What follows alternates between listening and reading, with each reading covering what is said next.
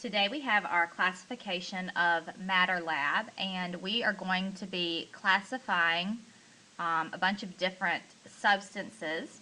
We are going to determine if they are a pure substance or a mixture, and then based on that determination, we're going to see if they are an element or a compound, or if they are heterogeneous or homogeneous.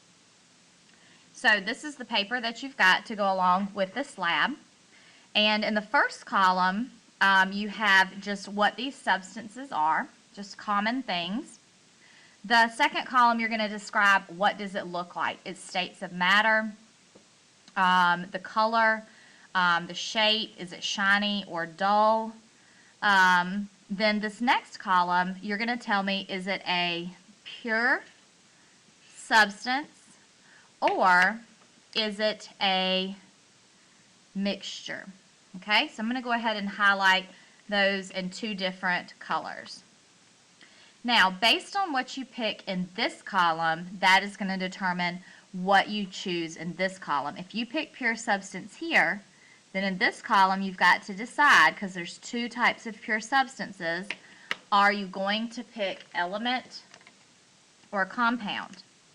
So if in column 3 you pick pure substance, then you either pick element or compound.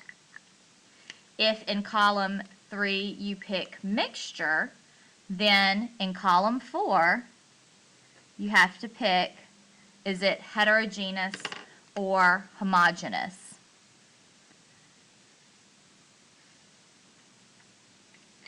Remember that hetero means different, homo means same. If it's an element, you're going to find it on the periodic table. If it's a compound, then it's going to be a combination of elements with subscripts. All right, in column 5, you're going to explain how you classified this sample. Just a little statement of your reasoning is what we want you to give there. And then in column 6, if this can be separated, some of these may not, but if it can be separated, then how do you think it could be separated? Okay, so let's go ahead and get started. Now, I'm not going to be writing and filling this out, so you're going to have to be listening as we talk about these. You're going to have to be listening closely. So our first one is copper. And this is what our copper sample looks like. We've got Cu, which is copper's symbol on our test tube. And here is the copper in the copper sample. So when we describe it, we see that we have that kind of orangey brown. It's very shiny. This is mossy copper, so it's stringy like the moss that hangs from trees. So would copper be a pure substance or a mixture? So I'm thinking that I have heard about copper before on a chart that we have been studying intently, and copper is located right here. So copper is a pure substance, and then I'm going to pick over here that copper is an element because it is on the periodic table of the elements. So copper is a pure substance and an element. So explain how you classified this sample. I'm going to say copper is an element because it's on the periodic table of elements. And then how could this be separated? Copper is already in its purest form. Elements can't be separated under ordinary circumstances. So it can't be. All right, after copper, we have dirt and water. Okay, and I'm going to take and shake this sample around a little bit. So here is our dirt and water sample. And you can see that over time, looks really nasty, it begins to settle out. I gotta be careful not to spill it. But down here in our dirt and water sample, we've got dirt, we've got a rock, we've got some water. It's clearer at the top, There's definitely some particles that are sort of floating at the surface there. So go ahead and describe what does it look like. Now, is dirt, so I would say, it's got solid and liquids, it's brown. So is dirt going to be a pure substance or a mixture? And this is for sure not looking very pure to me. So I'm going to go with a mixture for dirt. Now, is it a heterogeneous mixture or a homogeneous mixture? Is every sample of this identical? No way. So this is a heterogeneous mixture. By the way, this is not blood on my finger. This is food coloring from when I was getting something out of the chemical cabinet. I touched a food coloring bottle, so don't worry. So this is, I've got some blue food coloring right there too. All right, so this is a heterogeneous mixture. Every sample is different with this dirt and water. And look, the longer it sits, the more it begins to separate out. That's actually even called a suspension, like oil and vinegar, how it separates out. All right, so this is a mixture. It is heterogeneous. Explain how you classified the sample, because it separates out. Every sample would be different. Could this be separated? Yes, it could be separated very easily. You could try to just pour the water off the top, or you could use something called filter paper, kind of like a coffee filter. Put it in this piece of lab equipment called a funnel, and you could filter it.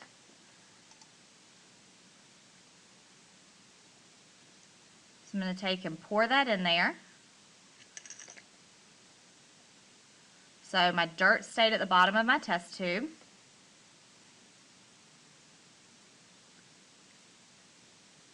Some of the sediment is going to get left on the filter paper.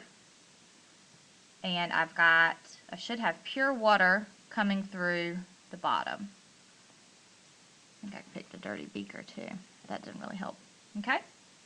But see how all that dirt's getting left in there? So how could we separate dirt and water? By filtering. Okay, see that water in the bottom?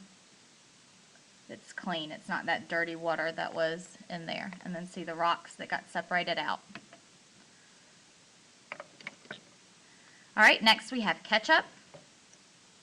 Ketchup, describe what it looks like. It's a liquid. It takes the shape of the bottle. It's red. Is it a pure substance or a mixture? Ketchup is going to be a mixture, and it is going to be a homogeneous mixture. Every squirt of ketchup should be the same. Explain how you classified this. Exactly what I said. Every squirt of ketchup should be the same.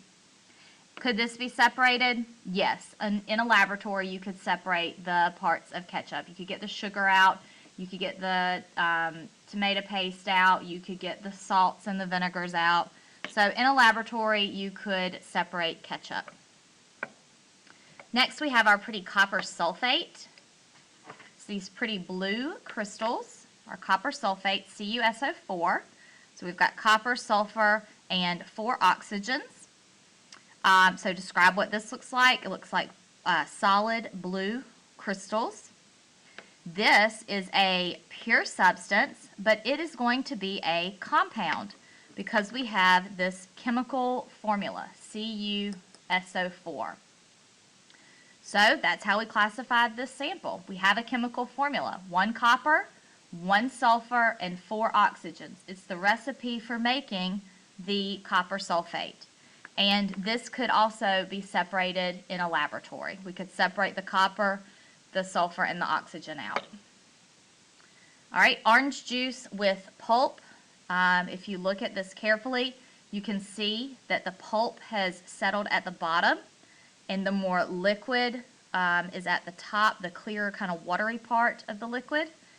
There's more dense orange that has settled down there at the bottom.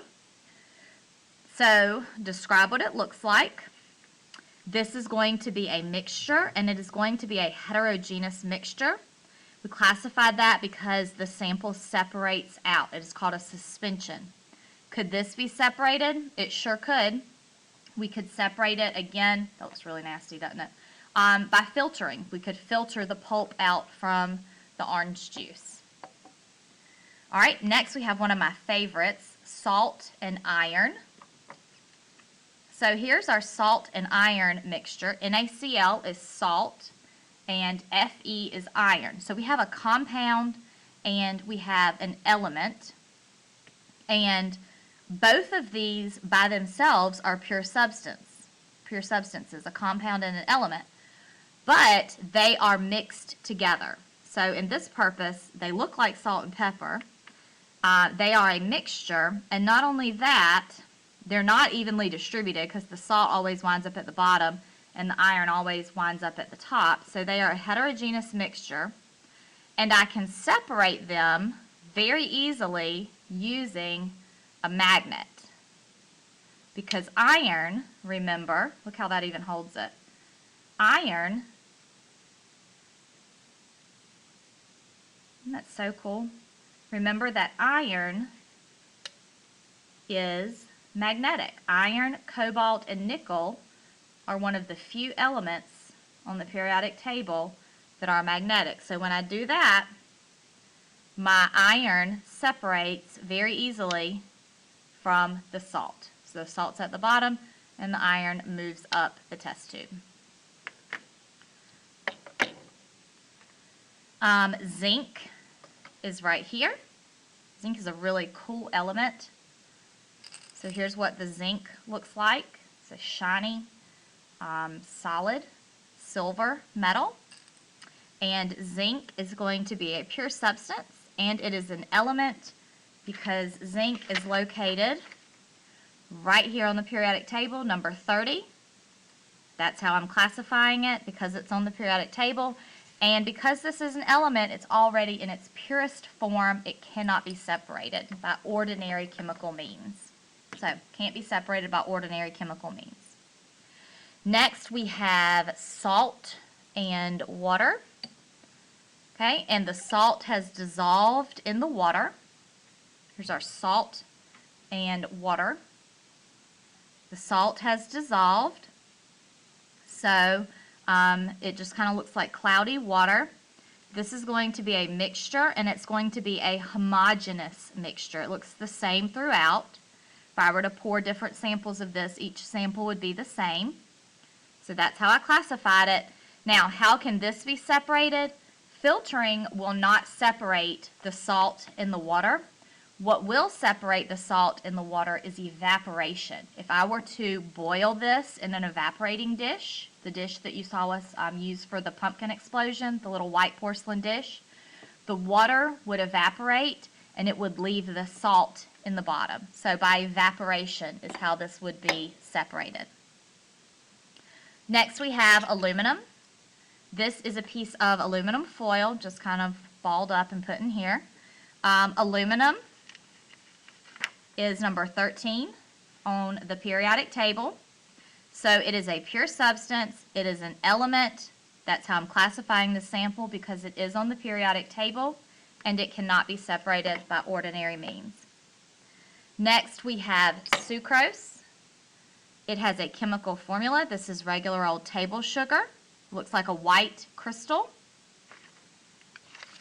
It is a pure substance. It is a compound because we have the chemical formula C12H22O11. That's how I classified this sample, because I have the chemical formula for it, and it can be separated in a laboratory. Lemonade is right here. It is a mixture. It is a homogeneous mixture. Every sample is the same. That's how I classified it. And it can also be separated in a laboratory. And last, I have confetti. Confetti, you can describe it. It's very colorful. It is a mixture, but it is a heterogeneous mixture. Every sample is different. That's how I classified it.